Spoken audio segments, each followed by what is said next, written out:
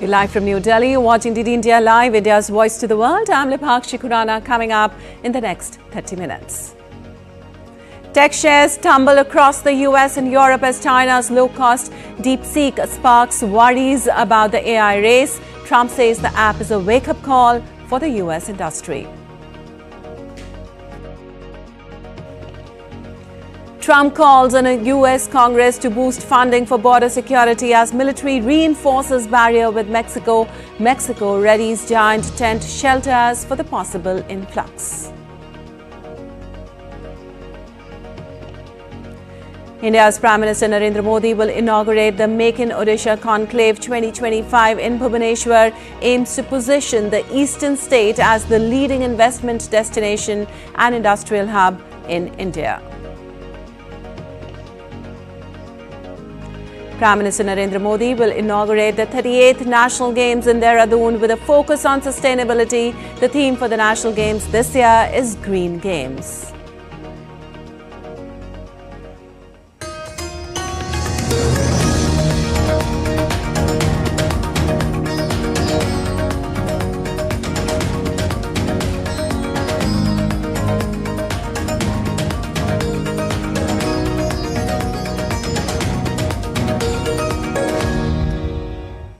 And on to the top story this hour. Global tech stocks slumped on Monday as Chinese AI startup DeepSeek emerged as a formidable competitor. Shares in major tech firms in the United States and Japan have tumbled as the industry takes stock of the challenge from DeepSeek. This led the tech-heavy Nasdaq to fall 3.1% on Monday. NVIDIA was the Nasdaq's biggest drag, with its shares tumbling just under 17% and marking a record one-day loss in market capitalization for the Wall Street stock. The Nasdaq's next biggest drag was chipmaker Broadcom Inc., which finished down 17.4%, followed by ChatGPT backer Microsoft, which fell 2.1%, and then Google parent Alphabet, which ended down 4.2%. Japanese firm SoftBank, a key investor in U.S. President Donald Trump's announcement of a new $500 billion venture to build infrastructure for artificial intelligence in the United States, lost more than 8%. In Europe, Dutch chip equipment maker ASML ended Monday's trading with its share price down by more than 7%, while shares in Siemens Energy, which makes hardware related to AI, had plunged by a fifth. Well, Chinese startup DeepSeek launched a free AI assistant last week that it says uses less data at a fraction of the cost of incumbent services. By Monday, the assistant had overtaken US rival ChatGPT in downloads from Apple's App Store. While reacting on the development, U.S. President Donald Trump on Monday said the low-cost Chinese AI model DeepSeek was a wake-up call for U.S. firms. Trump, however, said the shock could also be positive for Silicon Valley by forcing it to innovate more cheaply.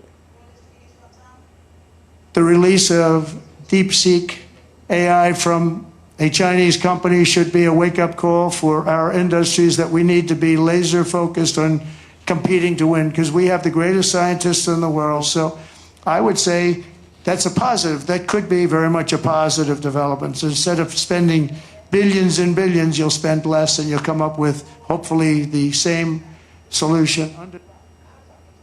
Well, the U.S. military has deployed Marines to the U.S.-Mexico border to reinforce the barrier and curb illegal immigration. The move is part of the Trump administration's efforts to address the issue. The deployment of Marines to the border has sparked controversy, with some critics arguing that it is a militarization of the border. However, U.S. officials maintain that the move is necessary to ensure national security and enforce immigration laws.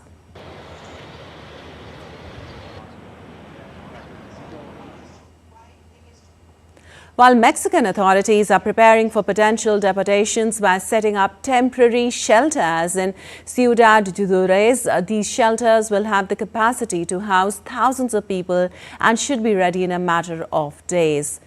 In a strategy called Mexico Embraces You, authorities will provide deported Mexicans with food, temporary housing, medical care, and assistance in obtaining identity documents at the site. Nearly 5 million Mexicans are living in the United States without authorization. While dozens of Venezuelan migrants also gathered outside the Venezuelan embassy in Mexico City on Monday, demanding safe conduct passes to return home. The migrants, whose hopes of reaching the U.S. were dashed after the cancellation of the CBP-1 program, expressed a desire to return to Venezuela despite the country's economic crisis.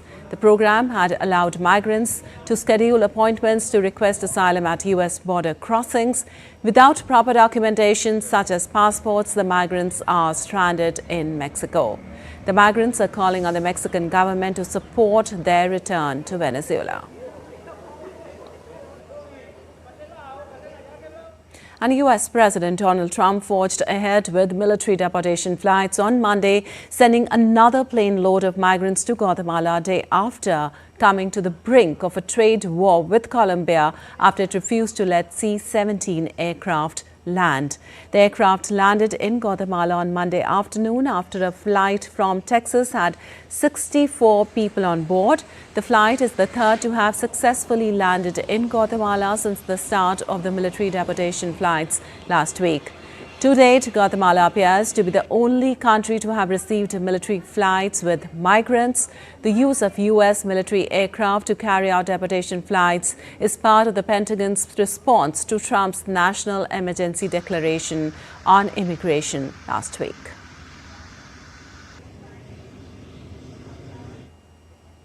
And billionaire hedge fund manager Scott Bessent won Senate approval on Monday to become the U.S. Treasury Secretary. He cleared the confirmation vote by 68-29. This win has placed him at the forefront of implementing Donald Trump's economic agenda, which is already triggering global jitters. Bessent has defended the Republican president's tax-cutting and tariff proposals while urging efforts to secure supply chains and the dollar's global status. And moving on, at least 5 people were killed in a shooting at a plumbing equipment warehouse in San Juan in Puerto Rico on Monday.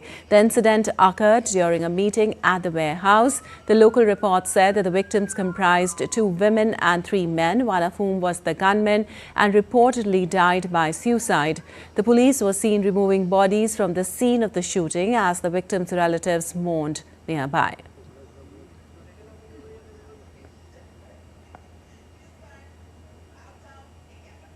Well, a boat sinking off Chile's southern coast resulted in the death of 6 and 32 survivors. The authorities issued a statement indicating that the boat was over its load capacity, lacked appropriate safety equipment, and the captain had violated protocol by not being accompanied by a trained boat operator. Authorities have detained the boat's captain, who may face manslaughter charges.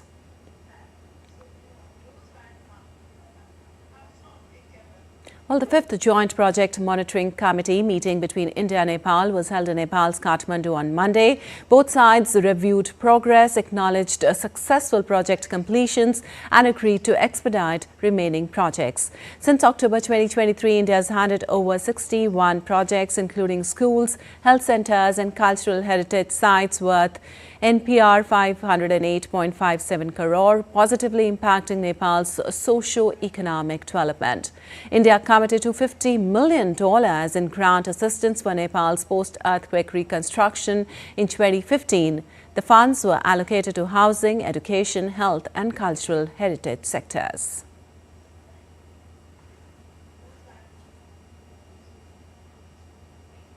And some news from around the world now. Thousands of Serbians protested in Belgrade by blocking a major road leading to a highway on Monday, demanding accountability for a deadly collapse last year that resulted in the deaths of 15 people.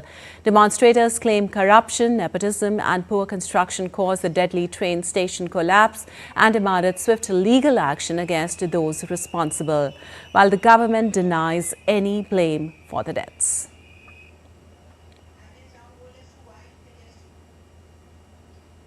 UK's King Charles III laid wreath at Auschwitz during a visit to the site of the Nazi German death camp to mark the 80th anniversary of its liberation.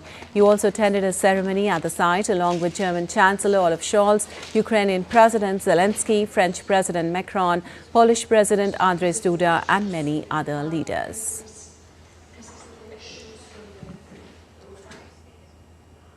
Designer Maria Grazia Chiuri delved into the storied archives of Christian Dior for her latest haute couture collection, exploring the transformations of time. The accomplished Spring 2025 show one of Chiuri's best in-seasons drew from the key salutes of Dior's iconic past designers and infusing them with a distinct contemporary vision. One gown resembled a white swooping gold crinoline decorated with beads and feathers, with another covered in pink petal details.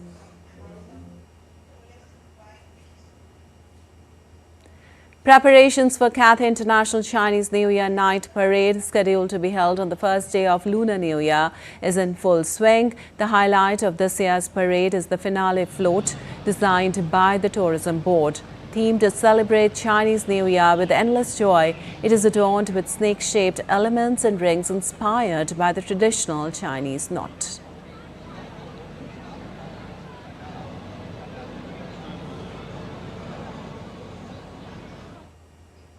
And still to come in this edition of DT India Live. India-UAE strengthened ties as EAM held key talks with UAE, highlighting progress at Republic Day celebration.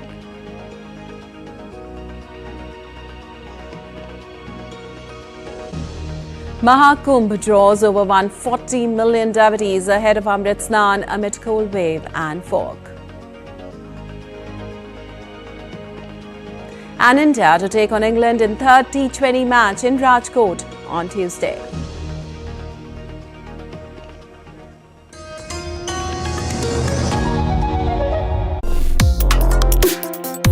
Complex issues, hidden agendas, twists and turns, strategic games.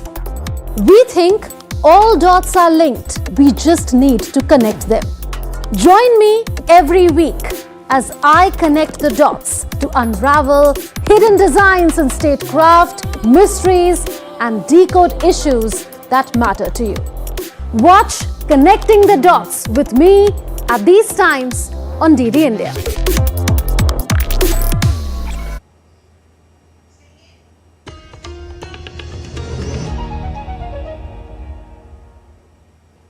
Welcome back. You're watching DD India Live. I'm Lipakshi Khurana, and moving on, Prime Minister Narendra Modi is scheduled to visit East Indian state of Odisha on Tuesday to inaugurate the Utkarsh Odisha Make in Odisha Conclave 2025. Bhubaneswar, the capital of the eastern Indian coastal state of Odisha, is all decked up, the cultural exuberance on full display. The state is all set to highlight its industrial prowess to attract domestic as well as international investors during the two-day Utkarsh Odisha Make in Odisha Conclave 2025. It starts January 28 in Bhubaneswar.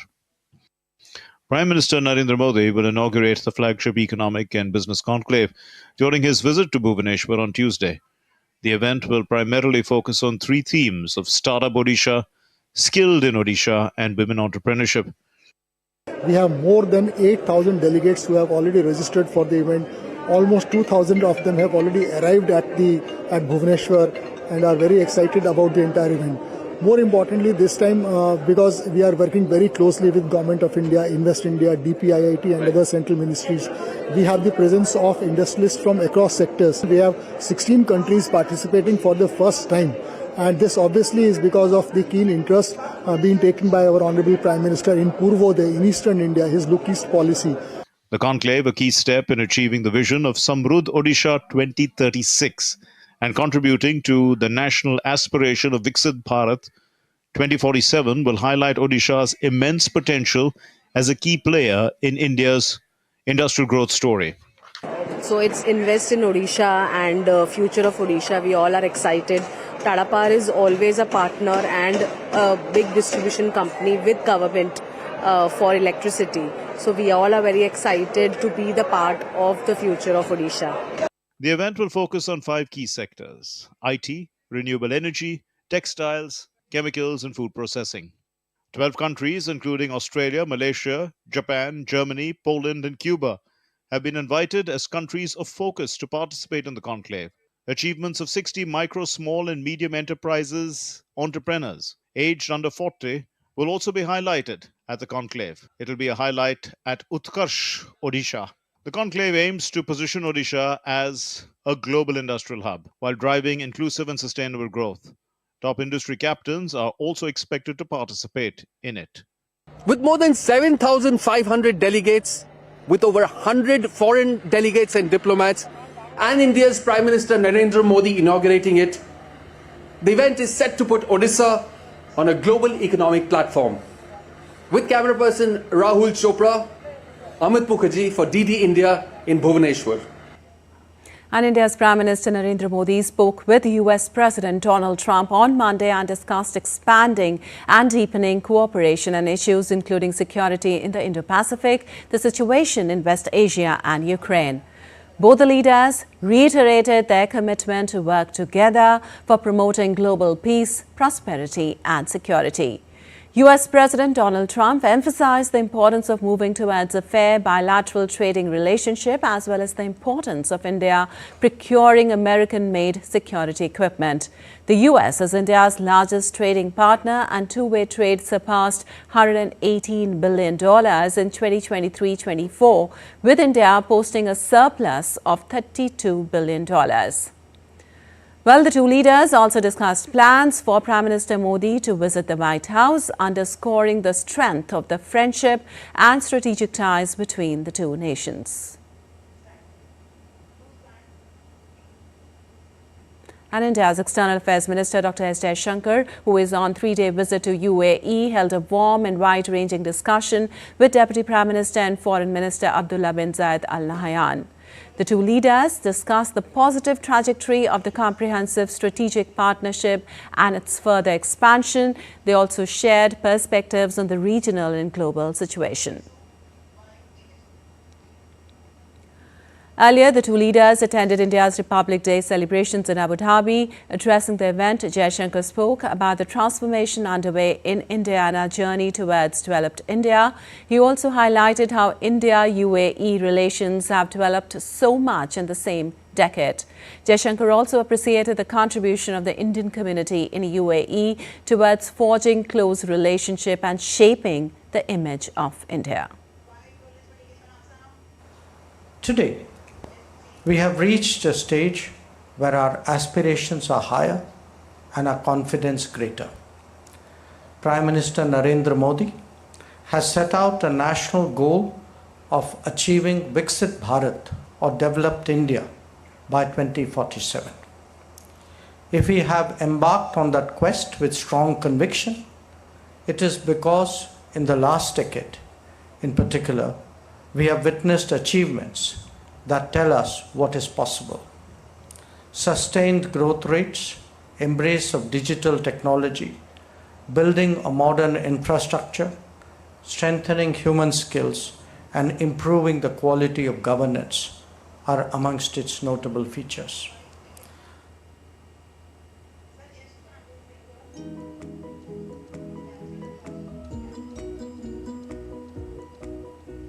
An exhibition was also organized ahead of the cultural program in Abu Dhabi.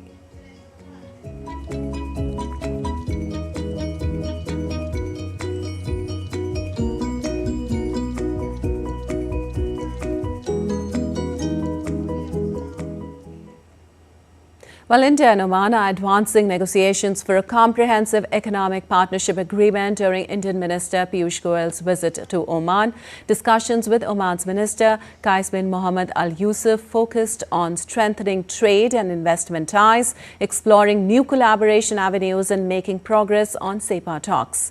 The visit coincided with India's 76th Republic Day celebrations in Muscat, highlighting the nation's enduring friendship and cultural ties.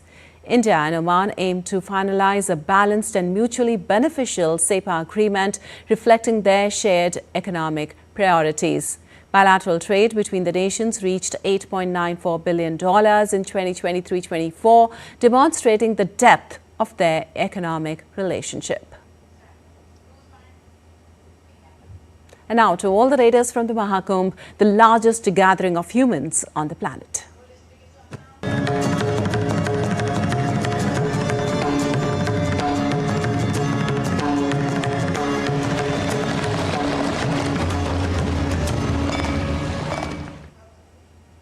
Well, an overwhelming rush of devotees has flooded the Mahakumbh Mela ahead of Mauni Amavasya on Wednesday. Anticipating the rush on Mauni Amavasya, the most auspicious day of the Hindu calendar, the local administration has blocked the movement of traffic towards the Mela site till the 30th of January. Meanwhile, over 15 million people took a dip at the confluence of Ganga and Yamuna rivers on Monday. According to a statement released by the Uttar Pradesh government, over 140 million people have taken the holy dip since the commencement of the event on January 13th.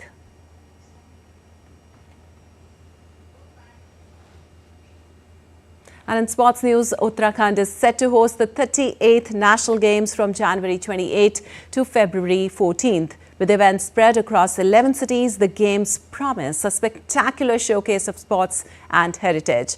Over 10,000 athletes, officials and coaches will compete in 32 disciplines and 4 demonstration events. Prime Minister Narendra Modi will inaugurate the Games at Maharana Pratap Sports College in Dehradun, marking a significant moment for Uttarakhand's emergence as a sporting hub. Uttarakhand, the land of lofty peaks and serene valleys, is ready to script a new chapter in its journey. Known as the Dev Bhumi or the land of gods, it now transforms into the land of games.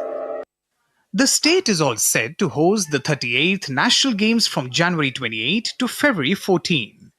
Prime Minister of India, Narendra Modi, will officially declare the Games open at a glittering ceremony at the Maharana Pratap Sports College in Dehradun on Tuesday.